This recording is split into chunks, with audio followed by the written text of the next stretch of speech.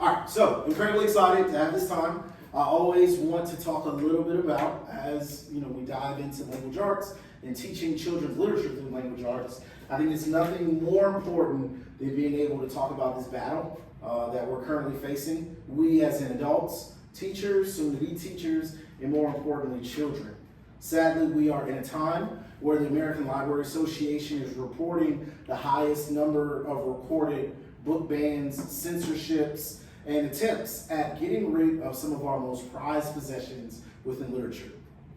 So this was a piece of my dissertation, like I told you all about. I really have a strong affliction for what is happening, not only in the state of Florida, but beyond. And I always wanted to know what are librarians going through. So I'll say the data on the back end, but more importantly, I love to tell you some of the front end, some of the legislations, and some of the current things we're seeing. Can I have somebody read the opening statement from the Library Bill of Rights, the Freedom to Read statement? Can someone read that out loud, please? The freedom to read is essential to our democracy, yet is continuously under attack. Absolutely. The freedom to read is essential to our democracy, yet is continuously under attack. These are the opening lines from the Freedom to Read statement, which was adopted June 25th, 1953. Now, I'm no mathematician now, more of a reading teacher, but this is nearly, 70 years ago? 71 years ago, 72 years ago? And I think it's safe to say that back then to even right now, in 2025, this freedom to read is still under attack. And sadly, history teaches us that when you want to do away with the culture or do away with the people, you do away with their history. You do away with their ability to read and write. This intellectual freedom is the right of every individual to both seek and receive information from all points of view without restriction. A child and an adult should be able to go into any public library within this country. This is a free country, yet this freedom to read is currently under attack. The sad thing about right now, in comparison to the years that have built up to this moment, is that it's getting worse and worse and worse. We have parents of children who believe that just because their child shouldn't be reading something, that your child shouldn't be reading something, your child shouldn't be reading the same thing, and all of our classes should not be teaching these things that they deem inappropriate. I think what the data will show, I know what the data will show is that many of these things, many of these cultures in this form of multicultural literature that is under attack are cultures that are representative of you and I. Black and brown cultures, cultures that are representative from overseas, and things that maybe everyone doesn't necessarily agree with.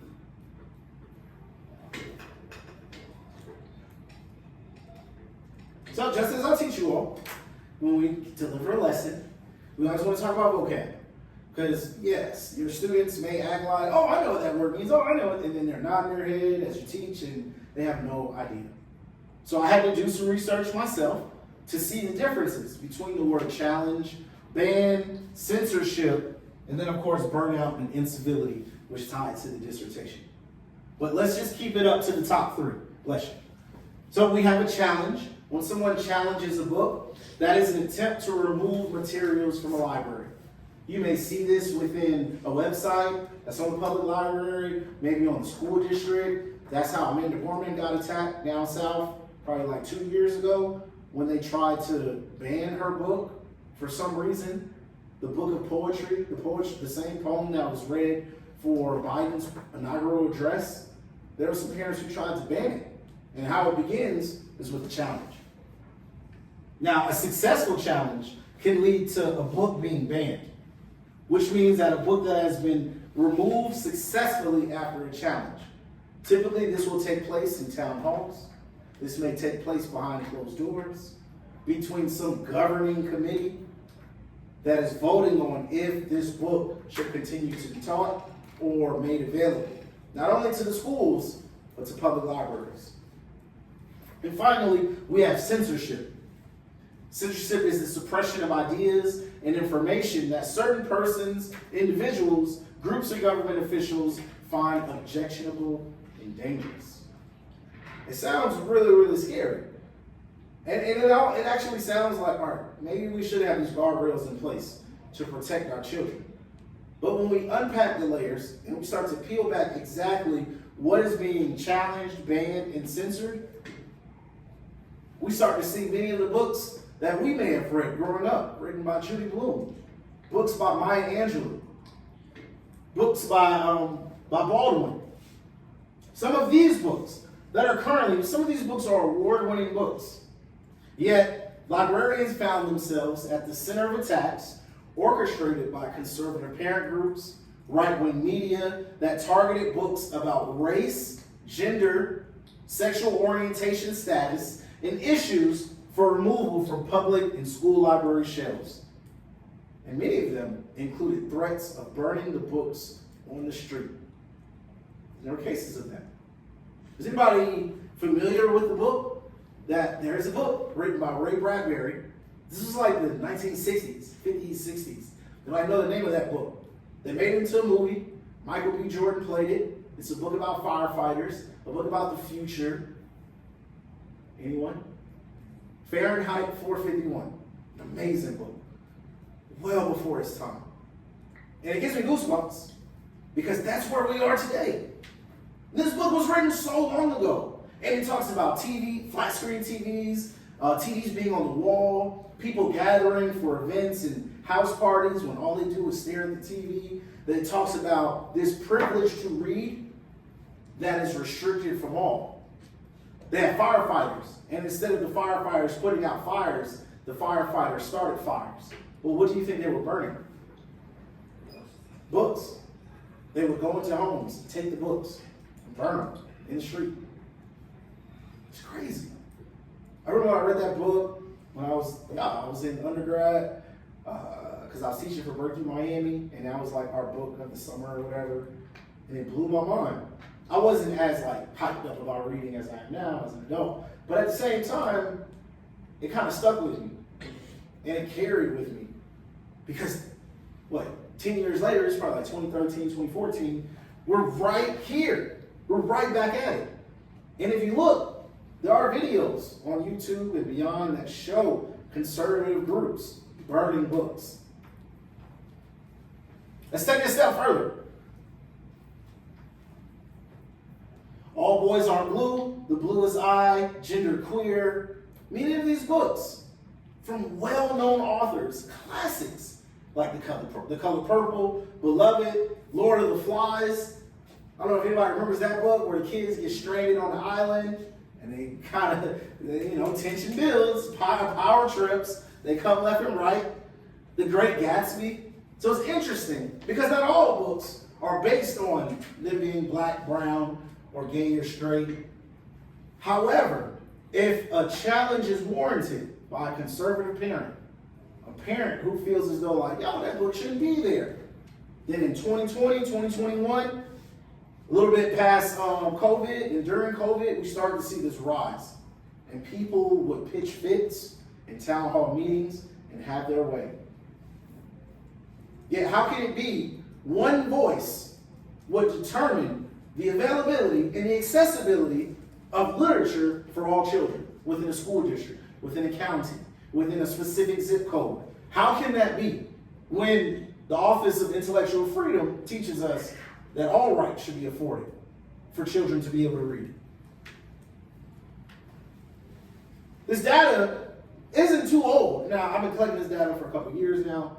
But when we look at the number of bans and the number of these books, you can start to see what all these books have in common.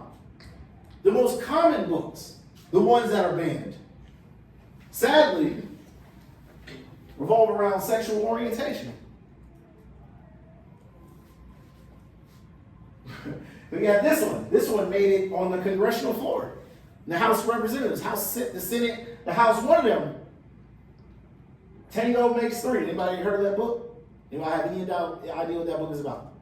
This book was banned all over the nation, several places, because parents, right-wing parents, felt as though two male penguins couldn't raise a baby penguin. I promise you, I swear and Tango Makes Three. This one book, with everything that's going on in the world, caused so much disruption, it made it to the congressional floor. And they argued about it. And people said, I don't want my child being taught by that, and there's no such thing as two daddies and two mamas. It's 2025. Yes, there is. It is happening all around us. So what excludes that child from the accessibility of such literature? We learned from Dr. Rudine Bishop that books are mirrors, windows, and sliding glass doors. Children should be able to see their reflection in books.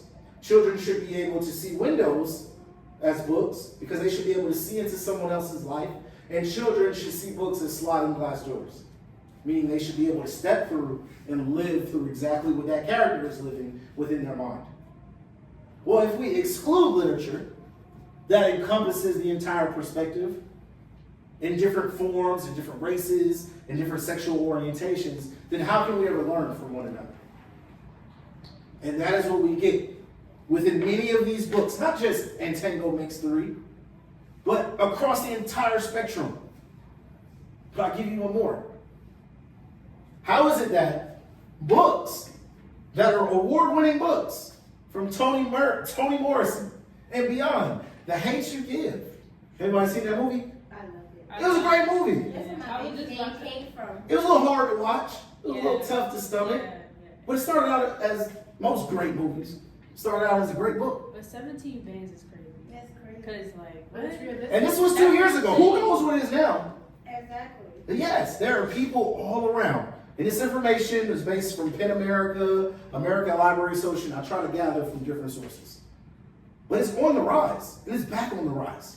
Especially now with the change of power. Sadly, there was an executive order that says all college and school institutions need to remove all DEI programming by the end of February or risk losing federal funding. Take it a step further, scholarships that are based on race. Think of a Hispanic scholarship, African American scholarship. They're being threatened. I don't go too deep into politics, but I like for you to see the web and how everything is connected. Because when you see the innocence of a child and you think of your role as a future teacher, as a current teacher, in what it is that we're currently doing, in the inaccessibility to literature. So when I ask you to do lesson plans, and I ask you like, make sure you ground your reading in a book, and I ask for you to do, record yourself reading, well, it's getting leaner and leaner. What if you wanted to read a book during Pride Month?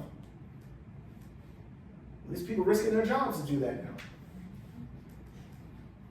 So, school book bans by state. This was 2021 to 2022.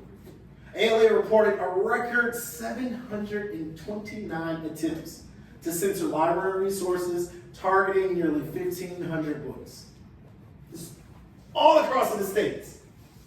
All across. But it's interesting, when you think about our country as a whole, I want you to look at certain states. The darker the state, the more bans that are present. Now, mind you, we talk about vocabulary, challenges, and the ban. When it's banned, it's already surpassed the challenge stage. ALA reports that the number of censor attempts are the highest number of attempted book bans since ALA began compiling these lists more than 20 years ago. Oh yeah, look at some of these states. You got Texas, you got Florida, you got Kentucky. I would have thought, in all honesty, like maybe California or DC would have had the highest. Remember, like, just imagine the election. No, I thought Alabama Ooh. got the highest. That's a good one. Yeah. We start thinking of states that the current president won, One, the ones yeah. that were flipped. But when you think of the governors of these states, California is a very liberal state. It's a very like, all right, I don't say you can do what you want to do, but you can really do a lot of what you want to do. Whereas places like Texas Yeah, Texas, yeah. and Florida, they want you to conform Mhm. to their expectations. Many of them, I don't want to take it here, but when you think of the correlation between these book ban attempts and women's rights, think of things like that. Think of, these are some of the heaviest states that push on abortion. Yes, ma'am. No, what bothers me is that like certain ones that you would expect to have No. more don't. Like Utah doesn't have that many, and Mhm. Alabama has 0. Yeah, come on, Alabama, That's what I'm saying. It's like, Interesting. it's interesting. even down to Georgia with how low it is. It's There's a lot to take in. There's so many layers. like I can understand Florida, Tennessee, and Texas. Because what if I put it? I think another to take this to the next level is what if I put the rankings of the education by state, and you start to see which states are in the lead. You know, I used to teach in Nevada, Las Vegas. That was 48th in the country. When you think of Alabama, when you think of Florida, these states are very, very low. So, Yeah. And when you think of the highest school districts, the highest school district, it's a revolving door. But it's Dade, Broward. Is there Palm Beach too? It's Dade, Broward, LA County, and then New York. Oh, I thought you were just talking about Florida. Sorry. Oh no, I'm sorry. I'm jumping in and out. But when you think of the highest school districts, the ones with the most populations, you know, you start to remember correlate women's rights, and you start to correlate like, well, is this a blue state? Is this a red state? Is this a liberal state? Is this a far right state? You start to see the reflection of the data to showing its people. And sadly, a percentage of the people should not make up everyone's feelings as a whole. Yet we do live in a democracy. And if everyone's not going out to vote, then how can their voices be heard? Or what if you only go out and vote during presidential elections? Is that enough? Oh, it is not. Look at it right now. When you have the majority of the Senate, majority of the House of Representatives, they all are in favor of our current presidential leadership. Break it down even more. You know, when you think of your local sheriff, when you think of your school board that you elect, a lot of people, they don't show up and vote for these people. And now, all of a sudden, the county, the zip code, the area, the regional district is very top heavy. And now the minority then becomes the majority ruler. That's a scary, scary sight. And of course, you know, challengers are motivated to protect children from inappropriate sexual content or offensive language. It's very, very broad. It's a very broad motivation.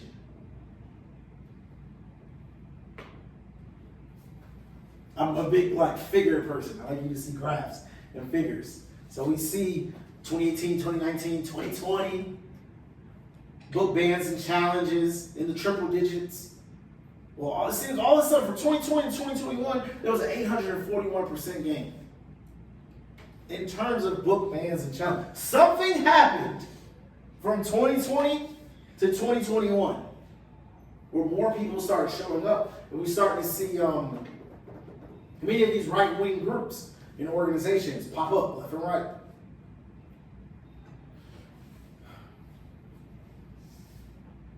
I think I would be remiss if I withheld a big catalyst, a huge catalyst to this spike in Florida.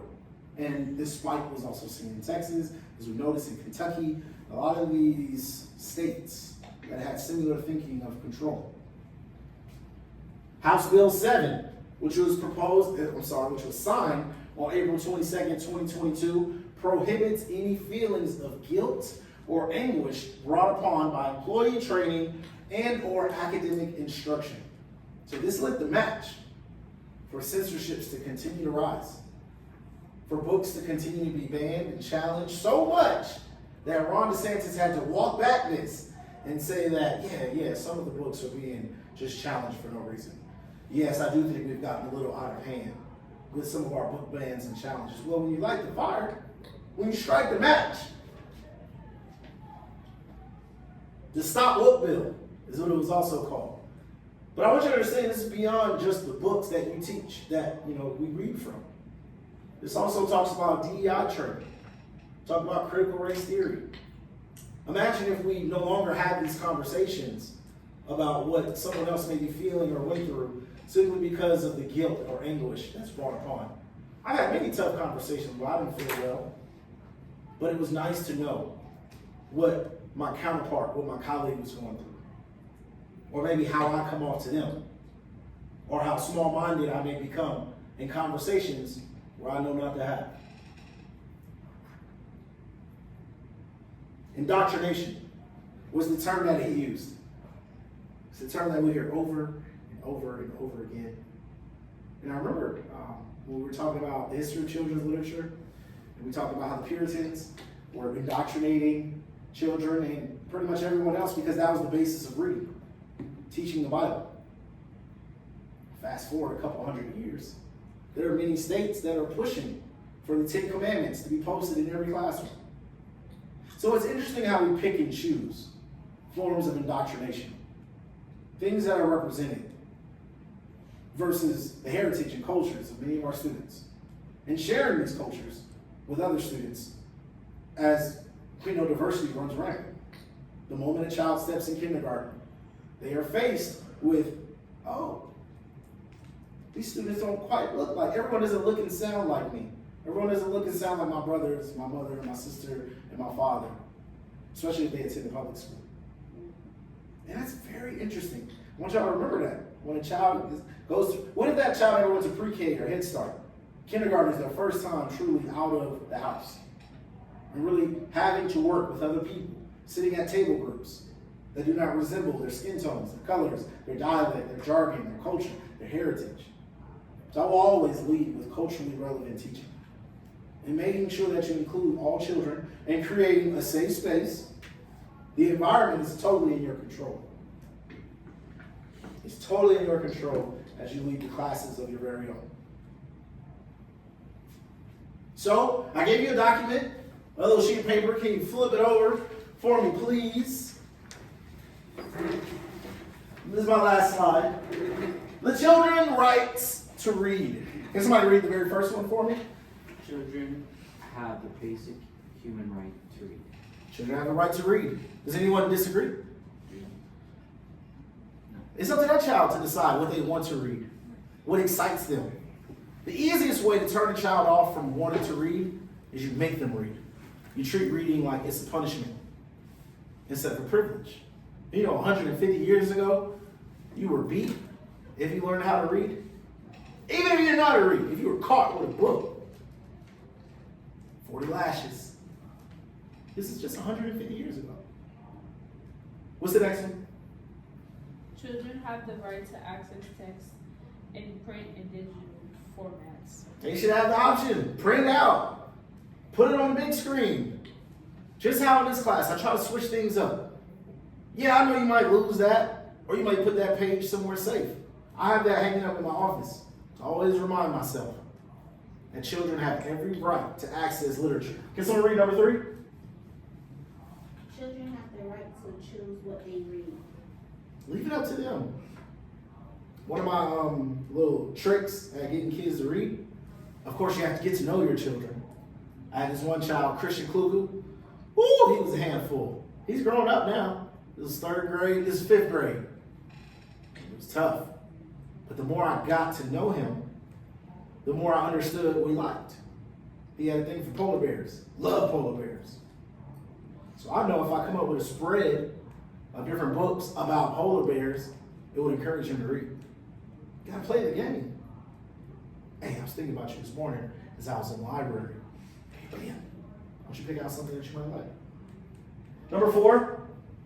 Children have the right to read texts that mirror their experiences and languages, provide windows into their lives of others, and open doors into our diverse world. Oh yes, Dr. Rudy Bishop came up with that. Never forget that. All literature. They should either see themselves, they should see someone else, another orientation, another race, another gender. There's nothing wrong with that. Initially, when I first wrote my first book, King Monty, I said, yeah, this book is for little black boys. But the more I wrote, the deeper I got into what is the story I was trying to tell, I wanted to be inclusive. I wanted white kids, I wanted Hispanic kids, I wanted girls to read the book. Because I wanted them to see, like, yo, this is the life I live. I'm the only kid in the honors class. Or finally, a teacher who looks and sounds like me. Number 5. Children have the right to read for pleasure. Make it fun. I just told a group of parents this. Like, yo, reading should not be like a punishment. Go to your room and read. No. It should be a privilege. Make it fun. Make it happy. Make it exciting. Everything that you read, of course, ain't gonna be exciting. But at least try. Next one.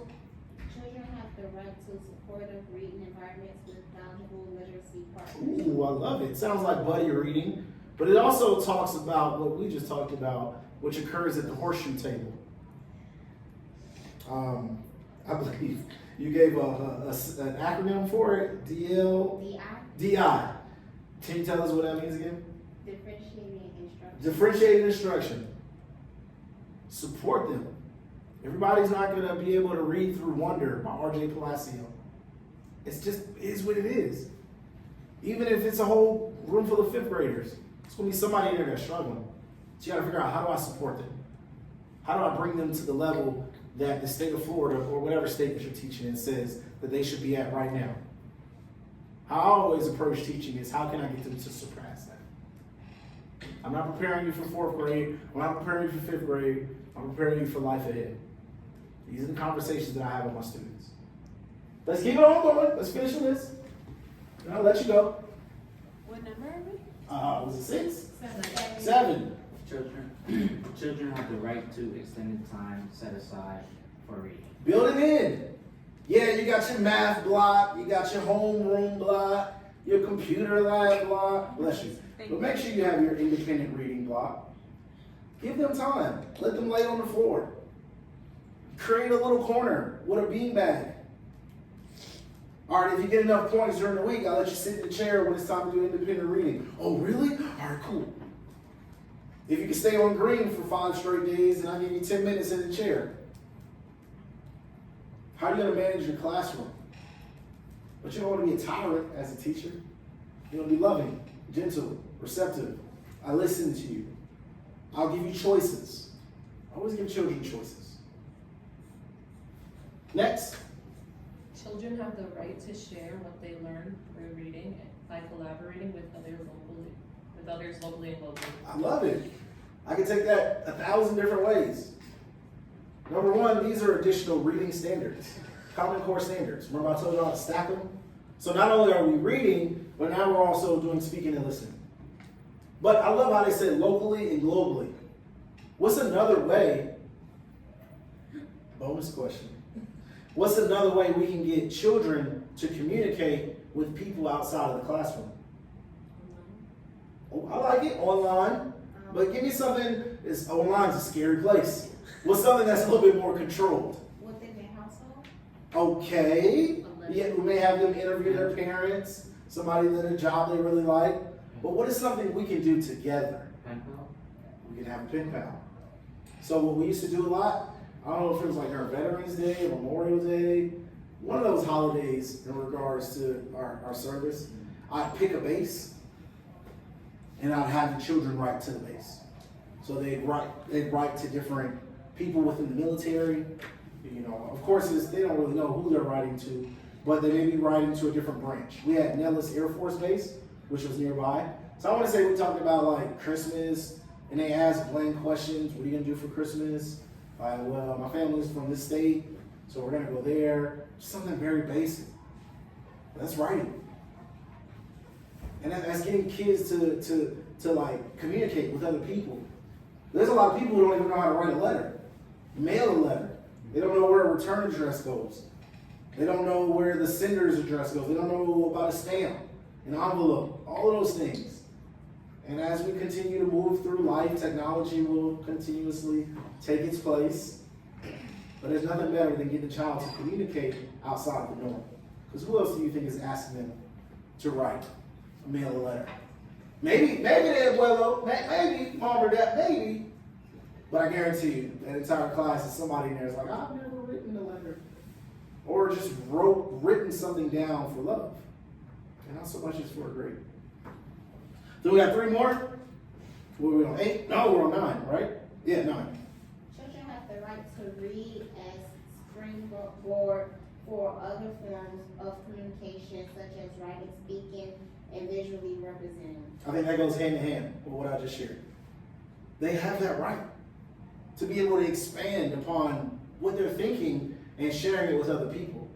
I guarantee you, I was in Popeyes the other day. Shh, don't tell nobody. Shh.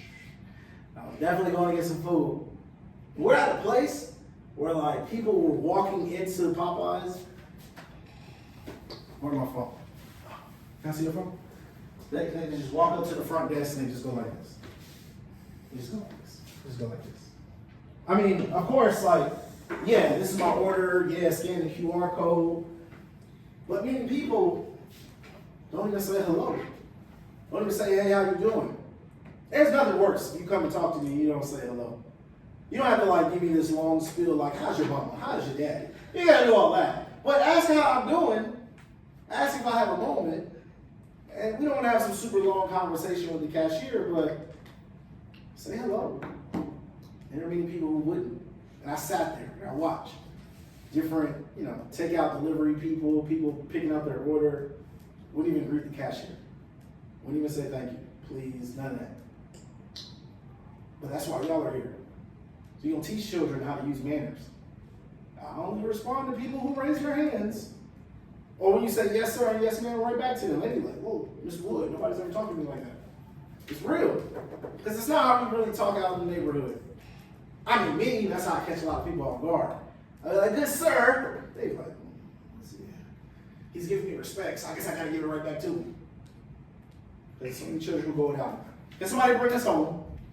Children have the right to benefit from the financial and material resources of governments, agencies, and organizations that support reading and reading instruction. Oh, yes. There are things in place that are teaching children how to read. Strategies, brochures, the intellectual freedom to read statement. But many of this information is hidden. Intentionally. It's not a coincidence.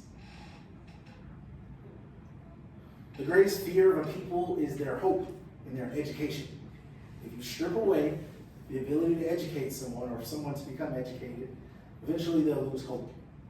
When you lose hope, you have now begun the dehumanization process, which was the foundational way that we enslave people.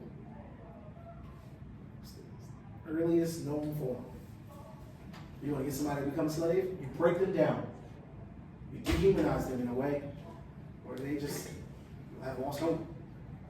So I encourage you all as you go forth and continue to be a part of classes. Hey there. It's okay. They want some of it too. I understand. You gotta pay them. You gotta pay to be in this class. I encourage you all, always push the benefits of reading. Check out Fahrenheit 451, because you'll see a lot of things that mirror what's happening right now in real life. There's a movie, but don't watch the movie. Read the book first. It's a very short, it's an easy read. It's interesting too, because it's like, wow, the duality, these paradigms are like two in the same. Does anybody have any questions? I wish you all the best. It was a beautiful class. You always get me going when I talk about the right to read. And yeah, everybody take care. Thank you. I have one question. Yeah, what's up? So the Penguin book